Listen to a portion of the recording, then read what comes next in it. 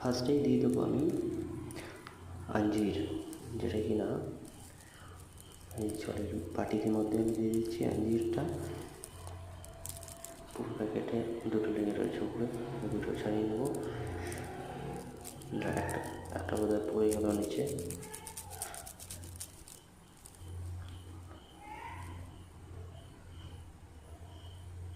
তারপরেই দিয়ে দেবো আমি স্ট্রবেরি বীজগুলো।